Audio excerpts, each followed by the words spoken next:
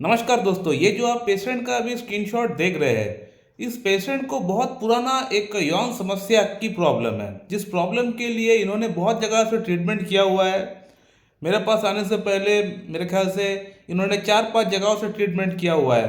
एक दो local doctors, बाकी यूट्यूब के जो डॉक्टर्स है वहाँ पे वो ट्रीटमेंट किए हैं। एट लास्ट उन्होंने मेरा वीडियो देखा, उनको लगा कि नहीं, मेरे से एक बार बात करके देखना चाहिए कि क्या मैं बोल रहा हूँ, क्या ये प्रॉब्लम आखिरकार ठीक हो भी सकता है कि नहीं। क्योंकि मेरे पास आने से पहले किसी ने भी इनका प्रॉब्लम को ठीक से सुना भी नहीं और ट्रीटमेंट भी ठीक से नहीं कर पाए। क्योंकि होम्योपैथी में अगर प्रॉब्लम ठीक से सुनेंगे नहीं, पेशेंट से बात नहीं करेंगे, तो आप एक परफेक्ट रेमेडी का सिलेक्शन नहीं कर पाएंगे। तो जो बाकी डॉक्टर्स थे 5-5 मिनट का केस टेकिंग करते थे, तो अच्छा दवा का सिलेक्शन कैसे हो पाएगा। तो अच्छा दवा का सिलेक्शन भी नहीं हो पाया और पेशेंट ठीक भी नहीं हो पाया। जबकि इस पेशेंट का मैं थॉरोली केस टेकिंग किया, केस टेकिंग करने में ही मुझे टाइम लग गया 30 मिनट्स, उससे ज़्यादा। उसके बाद जो दवा का सिलेक्शन किए थे हम, वो था एंटीमक्रूड।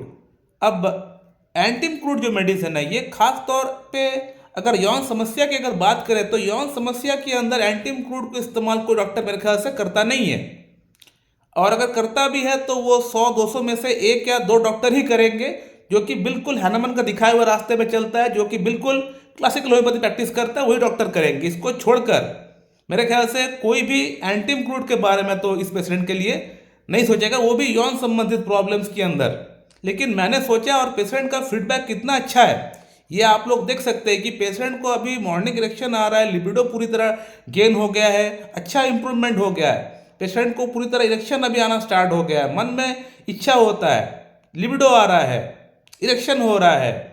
तो ये जो पेशेंट का फीडबैक आप देख रहे हैं, ये 2 महीने की है। ये 2 महीने का जस्ट मेडिसिन खाने के बाद ही ये फीडबैक पेशेंट का अंदर आया है। और इतना अच्छा इंप्रूवमेंट हो जाएगा एंटीमक्रूड से, जो कि मैंने कभी सोचा भी नहीं था। क्योंकि एंटीमक्रूड जो मेडिसिन है, ये इंडिकेट तो कर रहा था। अब एंटीमक्रूड की जो अगर सिम्टम्स की बात करें, तो इरेक्टाइल डिस्फंक्शन के अंदर बहुत ज़्यादा इसके बारे में कुछ लिखा नहीं गया है। लेकिन मैंने उसको ना देखते हुए मैंने पेशेंट का ओवरऑल सिम्टम्स का ऊपर फोकस किया। ओवरऑल जो सिम्टम्स है पेशेंट का, वो इंडिकेट कर रहा है एंटीमक्रूड। जब ओवरऑल सिम्टम्स पेशेंट का अंदर इंडिकेट कर रहा है एंटीमक्रूड, तब फिर मैं एंटीमक्रूड को छोड़कर क्यों कोई और मेडिसिन में पेशेंट को दूंगा। क्योंकि पेशेंट का अंदर जो पेशेंट का जो जीभ था, वो थिकली वाइट कोटेड था। ये सबसे रेड लाइन सिम्टम होता है एंटीमक्रूड का। उसके बाद पेशेंट का अंदर डायरिया की शिकायत है, कभी डायरिया हो जाएगा, कभी कॉन्स्टिपेशन हो जाएगा, ऑल्टरनेटिंग डायरिया एंड कॉन्स्टिपेशन हो जाता है एंटीमक्रूड का पेशेंट का अंदर। तो ये बड़ा दो सिम्टम, जो पिकुलियर सिम्टम है, ये पेशेंट का अंदर मुझे दिख गए थे।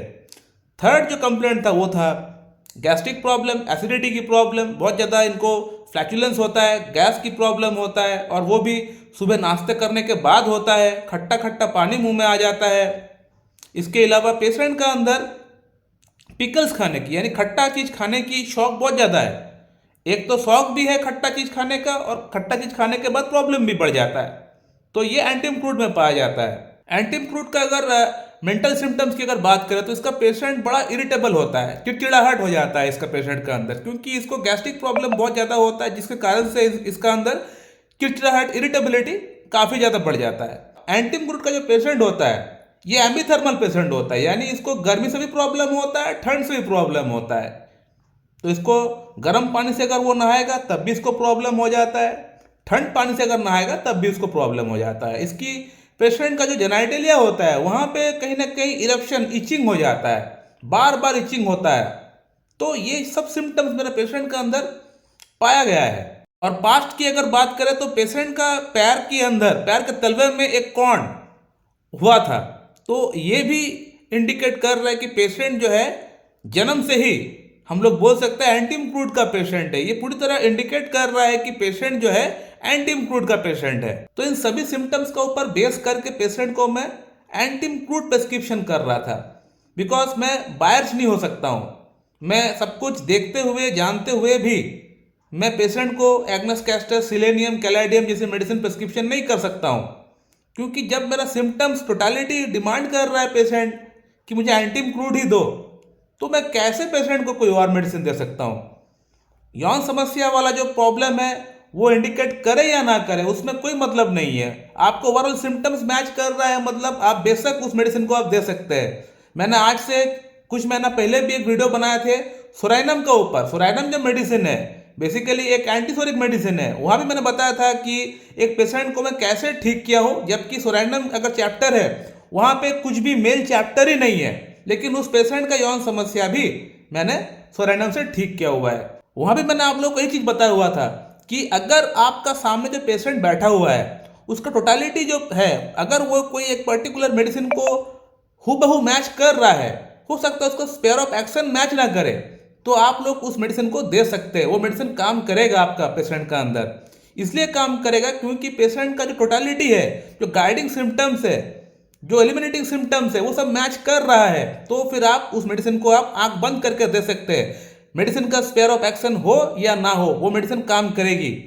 पल्सटिला जो मेडिसिन है, बेसिकली बोला जाता है कि फीमेल की रेमेडी है, लेकिन पल्सटिला जो मेडिसिन है इससे भी मैंने बहुत सारे पेशेंट का यौन समस्या को ठीक किया हुआ है। होम्योपैथी में कोई भी मेल रेमेडी फीमेल रेमेडी करके कुछ भी नहीं है। हैनेमन ने कभी भी मेल रेमेडी की ये मेडिसिन, फीमेल रेमेडी के लिए ये मेडिसिन, बच्चों के लिए ये मेडिसिन, कभी भी उन्होंने इस तरह से क्लासिफिकेशन कैटेगराइज नहीं किए हैं, कभी भी उन्होंने नहीं किए थे ये सब चीज़।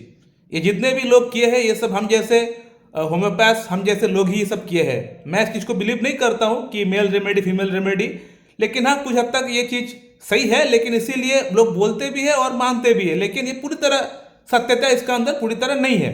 जैसे कि मैंने कहा कि पल्सटिला से भी मैंने यौन समस्या ठीक किया हुआ, जबकि पल्सटिला को हम लोग सब कोई बिलीव करते हैं कि ये फीमेल के अंदर काम करती है, फीमेल रेमेडी है, सीपीआर फीमेल रेमेडी है, नेक्ट्रामूर फीमेल रेमेडी है, लेकिन नेक्ट्रामूर से तो मैंने कई पेशेंट का यौन समस्या ठीक किया हुआ है, आप लोगों ने देख भी लिया है। बहुत सारे पेशेंट का यौन समस्या तो मैं लेकासिस से ठीक किया हूँ, लेकासिस को भी जाना जाता है फीमेल रेमेडी, तो लेकासिस से ही बहुत सारे पेशेंट का यौन समस्या ठीक हो चुका है।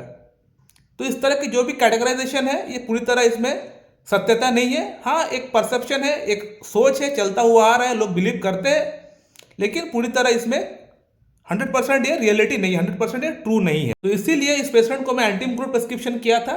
एंटीम्क्रूट से आप देख सकते हैं पेशेंट का प्रॉब्लम पूरी तरह ठीक हो चुका है। पेशेंट का मैं वॉइस नहीं ले पाया क्योंकि उस समय वॉइस लेना संभव नहीं था मेरे लिए, तो पेशेंट को मैं कहा कि आप फीडबैक अपना डालिए ताकि मैं आप लोगों को दिखा सकूं, जो जूनियर होम्योपैथ है उन लोगों को सिखा सकूं। सो माय डियर फ्रेंड, मैं इस वीडियो को यहीं पे एंड करता हूं। अगर आप लोगों के मन में कोई सवाल है तो आप लोग कर सकते हैं, आप लोगों को वहां पे रिप्लाई जरूर मिल जाएगा। So thank you very much and have a good day.